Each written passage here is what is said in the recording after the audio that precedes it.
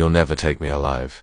That was the legend, the war cry of George Machine Gun Kelly, a bootlegger, bank robber, and kidnapper whose name echoed through 1930s America like a Tommy gun in an alley. While other gangsters played it cool, MGK wanted infamy. He dressed sharp, grinned wide, and kept a Thompson submachine gun in his lap like it was part of his soul. But this isn't just a story about a criminal. The public thought he was a cold-blooded killer, mowing down anyone in his way with his beloved chopper, and Kelly loved that image. This is about one last score, a betrayal, and the moment Kelly stared down the full weight of J. Edgar Hoover's FBI and almost made it out. By 1933, Kelly was already infamous. He'd robbed banks across Texas, Oklahoma, and Mississippi, leaving trails of bullet holes and shell casings.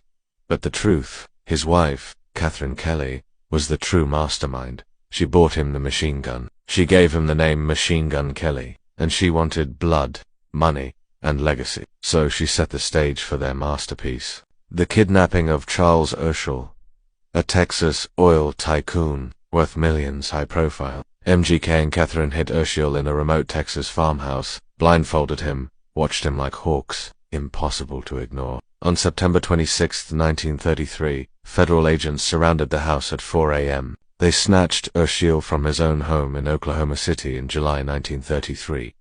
The FBI was still young, toothless, and underfunded, but Hoover was desperate for a win.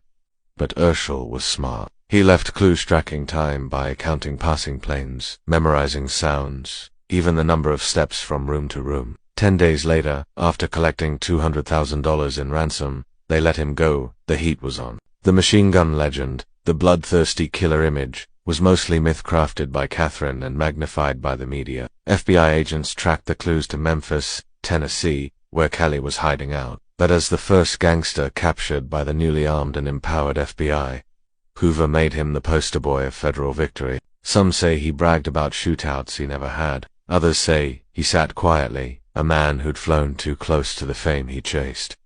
Inside, Machine Gun Kelly grabbed his Thompson. Catherine screamed, "Don't do it, George." The agents kicked down the door, and then came the moment that made him legend. He raised his hands, tossed the gun, and shouted, "Don't shoot, G-men, don't shoot, G-men, you'll never take me alive." But he'd already surrendered.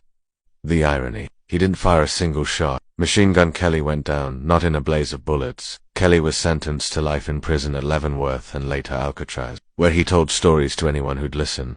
But the name, it still hit like a drum roll of thunder. Machine Gun Kelly, the gangster who built his own myth with lead, lies, and legend, and gave birth to the age of the G-Man. Bang.